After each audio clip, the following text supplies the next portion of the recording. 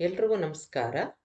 ಮನೆಯಲ್ಲೂ ಕೂಡ ಇರೋವಂಥ ಪದಾರ್ಥಗಳನ್ನ ಉಪಯೋಗಿಸ್ಕೊಂಡು ಕೇಕ್ನ ಮಾಡಬಹುದು. ಜಾಮೂನ್ ಕೇಕ್ ಅಂತ ಮಾಡ್ತಾ ಇದ್ದೀನಿ. ತುಂಬಾನೇ ರುಚಿಯಾಗಿರುತ್ತೆ. ಮೊದಲನೇದಾಗಿ ಒಂದು ಪಾತ್ರೆಗೆ 3/4 ಕಪ್ನಷ್ಟು ಸಕ್ಕರೆ ಅಥವಾ ಸಕ್ಕರೆ ಪುಡಿನ ಹಾಕ್ಕೋಬಹುದು. ಸಣ್ಣದಾಗಿದ್ರೆ ಕಣಗಳು ಸಕ್ಕರೆ ಬೇಗ ಕರಗತ್ತೆ, ಇಲ್ಲ ಅಂತಂದ್ರೆ ಪುಡಿ ಹಾಕ್ಕೋಬಹುದು. ಅದಕ್ಕೆ ವಾಸನೆ ಇಲ್ಲದೆ ಇರೋವಂಥ ಎಣ್ಣೆನ ಹಾಕ್ಕೊಂಡು ಚೆನ್ನಾಗಿ ಮಿಕ್ಸ್ ಮಾಡ್ಕೋಬೇಕು. ಎರಡು ಚೆನ್ನಾಗಿ ಹೊಂದ್ಕೊಳ್ಳೋದು ತುಂಬಾನೇ ಮುಖ್ಯವಾದ ಅಂಶ. ಈ ತರ ನೀವು ವಿಸ್ಕ್ ಮಾಡಿದಾಗ ಅದು ಚೆನ್ನಾಗಿ ಬೆರೆತ್ಕೊಳ್ಳತ್ತೆ. ಸಕ್ಕರೆ ಪುಡಿ ಎಲ್ಲ ಕರಗಬೇಕು. ಈಗ ಇದಕ್ಕೆ 1.5 ಕಪ್ನಷ್ಟು ಸ್ವಲ್ಪ ಬೆಚ್ಚಗಿರುವಂತ ಹಾಲನ್ನ ಹಾಕೋತಾ ಇದ್ದೀನಿ. ಮತ್ತೆ ಮಿಕ್ಸ್ ಮಾಡ್ಕೊಳ್ಳೋಣ. ರೂಮ್ ಟೆಂಪರೇಚರ್ ಅಲ್ಲಿ ಇರಬೇಕು, ಇಲ್ಲ ಸುಮಾರಾಗಿ ಬೆಚ್ಚಗೆ ಇರುವಂತ ಒಂದು ಹಾಲನ್ನ ತಗೋಬೇಕು. ಈಗ ಇದನ್ನು ಹಾಕೊಂಡು ಚೆನ್ನಾಗಿ ಮಿಕ್ಸ್ ಮಾಡ್ಕೊಂಡಿದ್ದೀನಿ. ಸಂಪೂರ್ಣವಾಗಿ ಸಕ್ಕರೆ ಕರಗಬೇಕು. ಈ ರೀತಿಯಾಗಿ ಹೊಂದ್ಕೊಂಡು ಇರಬೇಕು. ಯಾವುದು ಬೇರೆ ಬೇರೆಯಾಗಿ ಕಾಣಿಸ್ಬಾರ್ದು. ಈಗ ಇದನ್ನ ಒಂದು ಸೈಡ್ಗೆ ಇಟ್ಕೊಳ್ಳೋಣ. ಒಂದು ಮಿಕ್ಸಿ ಜಾರ್ ತಗೊಂಡು ಅದಕ್ಕೆ 1 ಕಪ್ನಷ್ಟು ರವೆನ ಹಾಕೋತಾ ಇದ್ದೀನಿ. ಉಪ್ಪಿಟ್ಟಿನ ರವೆ ತಗೊಂಡ್ರು ಪರವಾಗಿಲ್ಲ, ಇಲ್ಲ ಚಿರೋಟಿ ರವೆ ತಗೊಂಡ್ರು ಪರವಾಗಿಲ್ಲ. ಕಪ್ಪನ್ನ ತಗೊಂಡು ಇಟ್ಕೊಂಡಿದ್ದೀನಿ. ಯಾವ್ದಾದ್ರು ಒಂದು ಕಪ್ಪನ್ನ ಸೆಟ್ ಮಾಡಿ ಇಟ್ಕೋಬೇಕು. ಇದಕ್ಕೆ ಡ್ರೈ ಫ್ರೂಟ್ಸ್ ಹಾಕೊಂಡಿದ್ದೀನಿ. ಗೋಡಂಬಿ ಮತ್ತೆ ಬಾದಾಮಿನ ಹಾಕೊಂಡು ನುಣ್ಣಿಗೆ ಪುಡಿ ಮಾಡ್ಕೋಬೇಕು. ಈ ತರ ಆಗ್ಬೇಕು. ರವೆ ಮತ್ತೆ ಡ್ರೈ ಫ್ರೂಟ್ಸು ಎರಡು ಹೊಂದ್ಕೊಂಡು ಇರಬೇಕು. ಈಗ ಇದಾಗಿದೆ. ಇದನ್ನ ನಾವು ಈಗಾಗಲೇ ಮಿಕ್ಸ್ ಮಾಡಿ ಇಟ್ಕೊಂಡಿದ್ವಲ್ಲ, ಹಾಲು, ಎಣ್ಣೆ ಮತ್ತೆ ಸಕ್ಕರೆ, ಅದಕ್ಕೆ ಹಾಕೊಳ್ಳೋಣ. ಚೆನ್ನಾಗಿ ಮಿಕ್ಸ್ ಮಾಡ್ಕೊಂಡ್ಬಿಟ್ಟು ಮೊದಲನೇದಾಗಿ ಅದಕ್ಕೆ ಈ ಪುಡಿನ ಹಾಕೊಂಡು ಮತ್ತೆ ಮಿಕ್ಸ್ ಮಾಡ್ಕೋಬೇಕು. ಎಲ್ಲೂ ಗಂಟುಗಳು ಇರಬಾರ್ದು, ಹಾಗಾಗಿ ನೋಡ್ಕೊಂಡು ಚೆನ್ನಾಗಿ ಮಿಕ್ಸ್ ಮಾಡ್ಕೋಬೇಕು. ಈಗ ಆಗಿದೆ ಇದು. ಇದಕ್ಕೆ 1 ಕಪ್ನಷ್ಟು ಜಾಮೂನ್ ಮಿಕ್ಸು ಬರುತ್ತಲ್ಲ, ಇನ್ಸ್ಟೆಂಟ್ ಜಾಮೂನ್ ಮಿಕ್ಸು, ಯಾವ್ದಾದ್ರು ಬ್ರ್ಯಾಂಡ್ ಆಗಿರ್ಬೋದು, ಅದನ್ನ ಹಾಕೊಂಡು ಮಿಕ್ಸ್ ಮಾಡ್ಕೋತಾ ಇದ್ದೀನಿ. ಗಂಟುಗಳು ಎಲ್ಲೂ ಇಲ್ದೇ ಇರೋ ಹಾಗೆ ನಿಧಾನಕ್ಕೆ ಮಿಕ್ಸ್ ಮಾಡ್ಕೋಬೇಕು. ಈಗ ಚೆನ್ನಾಗಿ ಮಿಕ್ಸ್ ಆಗಿದೆ. ಕರೆಕ್ಟ್ ಆಗಿ ಕನ್ಸಿಸ್ಟೆನ್ಸಿ ಬಂದಿದೆ. ಒಂದ್ಸಲ ನೋಡ್ಕೊಂಡ್ಬಿಡೋಣ. ಈಗ ಇದಕ್ಕೆ ಬೇಕಿಂಗ್ ಪೌಡರು, ಬೇಕಿಂಗ್ ಸೋಡಾನ ಹಾಕೋತಾ ಇದ್ದೀನಿ. ಏಲಕ್ಕಿ ಪುಡಿನ ಹಾಕೋತಾ ಇದ್ದೀನಿ. ಒಳ್ಳೆ ಪರಿಮಳ ಇರುತ್ತೆ. ನಿಮ್ಗೆ ರೋಸ್ ವಾಟರ್ ಬೇಕು ಅಂತ ಅನ್ಸಿದ್ರೆ ಅದನ್ನು ಕೂಡ ಹಾಕೋಬಹುದು. ಚೆನ್ನಾಗಿ ಮಿಕ್ಸ್ ಮಾಡ್ಕೊಂಡಿದ್ದಾಗಿದೆ. ಎಲ್ಲೂ ಚೆನ್ನಾಗಿ ಹೊಂದ್ಕೊಂಡಿದೆ, ಎಲ್ಲೂ ಗಂಟುಗಳಿಲ್ಲ. ಈಗ ಈ ತರ ನಾವು ಸೌಟಲ್ಲಿ ನೋಡಿದಾಗ ಒಂದು ದೋಸೆ ಹಿಟ್ಟಿನ ಹದಕ್ಕೆ ಇದು ಕರೆಕ್ಟ್ ಆಗಿ ಬಂದಿದೆ. ಇದನ್ನ ನಾನು ಕೇಕ್ ಟಿನ್ಗೆ ಕೆಳಗಡೆ ಒಂದು ಬಟರ್ ಪೇಪರ್ ಹಾಕೊಂಡಿದ್ದೀನಿ.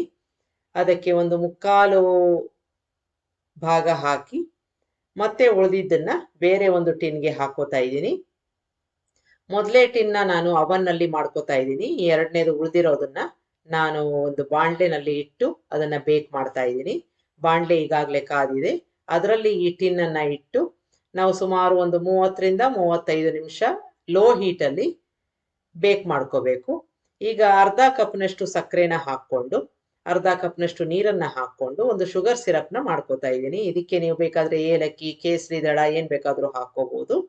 ಒಟ್ಟಾರೆಯಾಗಿ 1/4 ಕಪ್ನಷ್ಟು ಸಕ್ಕರೆನ 2 ರೀತಿಯಾಗಿ ಡಿವೈಡ್ ಮಾಡ್ಕೋತಾ ಇದ್ದೀನಿ. ಮೊದಲನೇದಾಗಿ ನಾವು ಹಾಲಿನ ಜೊತೆ ಮಿಕ್ಸ್ ಮಾಡ್ಕೊಂಡಿದ್ವಿ. ಈಗ ಸ್ವಲ್ಪ ಅಂಟೆಂಟ್ ಆಗಿರೋ ಒಂದು ಶುಗರ್ ಸಿರಪ್ ರೆಡಿ ಆಗಿದೆ. ಇದನ್ನ ಪೂರ್ತಿಯಾಗಿ ಆರಕ್ಕೆ ಬಿಡೋಣ. ನಾವು ಅವನ್ನಲ್ಲಿ ಇಟ್ಟಿದ್ದ ಕೇಕು ಪೂರ್ತಿಯಾಗಿ ಆಗಿದೆ. ಒಂದ್ಸಲ ಚೆಕ್ ಮಾಡಿ ನೋಡ್ಕೊಂಡ್ಬಿಡೋಣ. ಪೂರ್ತಿಯಾಗಿ ತಣ್ಣಗೆ ಆಗಬೇಕು. ಅದನ್ನ ನಾನು ಈಗ ತಟ್ಟೆನಲ್ಲಿ ಟ್ರಾನ್ಸ್ಫರ್ ಮಾಡ್ಕೋತಾ ಇದ್ದೀನಿ. ಈ ತರ ನಮ್ಮ ಬಟರ್ ಪೇಪರ್ನ ತೆಗೆದ್ಬಿಟ್ಟಾಗ ಆರತ್ತೆ. ಸಂಪೂರ್ಣವಾಗಿ ಆರಿದ ಮೇಲೆ ನಾವು ಮುಂದಿನ ಕೆಲಸನ ಮಾಡ್ಕೋಬಹುದು. ಚಾಕುವಿನ ಸಹಾಯದಿಂದ ಸಣ್ಣ ಸಣ್ಣ ತೂತುಗಳನ್ನ ಮಾಡ್ಕೊಳ್ಳೋಣ. ಇದೇ ರೀತಿಯಾಗಿ ನಾವು ಬಾಂಡ್ಲೆನಲ್ಲಿ ಇಟ್ಟಿರುವಂತ ಕೇಕ್ ಕೂಡ ಆಗಿದೆ. ಅದನ್ನು ಸಹ ಸ್ವಿಚ್ ಆಫ್ ಮಾಡಿಕೊಂಡು ತೆಕ್ಕೊಂಡ್ಬಿಡೋಣ. ಅದನ್ನು ಆರಕ್ಕೆ ಬಿಡಬಹುದು. ಈಗ ಆಗಿದೆ. ಈಗ ನಾವು ಸಕ್ಕರೆ ಪಾಕ ಮಾಡ್ಕೊಂಡಿದ್ವಲ್ಲ, ಅದನ್ನ ಈ ಕೇಕ್ ಮೇಲೆ ಹಾಕೋಬೇಕು. ನಾವು ತೂತುಗಳು ಮಾಡ್ಕೊಂಡಿದ್ವಲ್ಲ, ಅದ್ರೊಳಗಡೆ ಹಾಕಿದಾಗ ಒಳಗಡೆ ಹೀರ್ಕೊಳತ್ತೆ.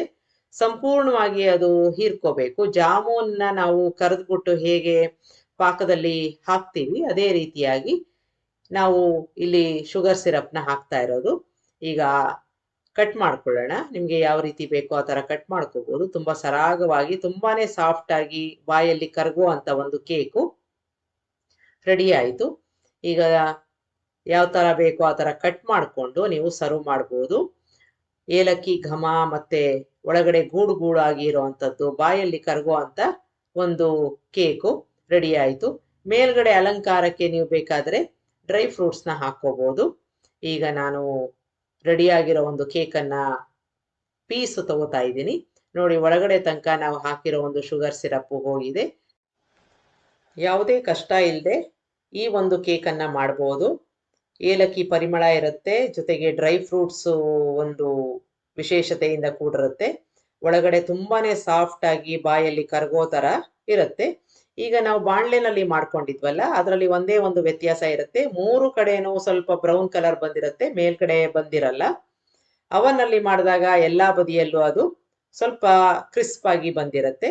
ಇದನ್ನು ಸಹ ಅದೇ ಸೇಮ್ ಮೆಥಡಲ್ಲಿ ತೂತುಗಳನ್ನ ಮಾಡಿಕೊಂಡು ಅದಕ್ಕೆ ನಾನು ಶುಗರ್ ಸಿರಪ್ನ ಹಾಕೋತಾ ಇದ್ದೀನಿ. ಚೆನ್ನಾಗಿ ಸೋಕ್ ಆಗಬೇಕು, ಒಳಗಡೆ ತನಕ ನಾವು ಮಾಡ್ಕೊಂಡಿರೋ ಒಂದು ಪಾಕ ಹೋಗಬೇಕು. ಈಗ ಕಟ್ ಮಾಡಿಕೊಂಡು ಇದನ್ನು ಸಹ ಸರ್ವ್ ಮಾಡ್ಬೋದು. ರುಚಿ ಅದೇ ರೀತಿಯಾಗಿ ಇರುತ್ತೆ, ಯಾವುದೇ ಒಂದು ವ್ಯತ್ಯಾಸ ಇರಲ್ಲ. ನಿಮ್ಮ ಹತ್ರ ಅವನ್ ಇಲ್ಲ ಅಂತಂದ್ರೆ ಈ ರೀತಿಯಾಗಿ ನೀವು ಮಾಡ್ಕೋಬಹುದು. ಮೇಲ್ಗಡೆ ನಾನು ಸ್ವಲ್ಪ ಡ್ರೈ ಫ್ರೂಟ್ಸ್ನ ಹಾಕೋತಾ ಇದ್ದೀನಿ. ಇದು ಆಪ್ಷನಲ್ಲು, ಬೇಡದೆ ಹೋದ್ರೆ ಸ್ಕಿಪ್ ಮಾಡ್ಬೋದು. ಇದು ಕೂಡ ಅಷ್ಟೇ ಸಾಫ್ಟ್ ಆಗಿ ಬಾಯಲ್ಲಿ ಕರಗುವ ರೀತಿ ಇರುತ್ತೆ. ಒಂದ್ಸಲ ಮಾಡಿ ನೋಡಿ, ತುಂಬಾನೇ ಇಷ್ಟಪಟ್ಟು ತಿಂತಾರೆ. ನಿಮಗೆ ರೆಸಿಪಿ ಇಷ್ಟ ಆದಲ್ಲಿ ಲೈಕ್ ಮಾಡಿ, ಶೇರ್ ಮಾಡಿ, ಕಮೆಂಟ್ ಮಾಡಿ, ನನ್ನ ಚಾನಲ್ಗೆ ಸಬ್ಸ್ಕ್ರೈಬ್ ಮಾಡಿ. ನಮಸ್ಕಾರ.